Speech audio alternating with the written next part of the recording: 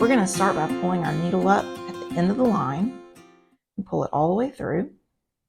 And then we're going to go about 1/4 of an inch forward, and that's going to be a stitch length. Now, it doesn't always have to be 1/4 of an inch, but the real key is that you want to keep your stitches pretty uniform in size. So we're going to go forward down the line, 1 more stitch length, pull your needle through, and then we're going to go back down and share the same hole that we made with our last stitch. Then we're going to go forward another stitch length, pull your needle through,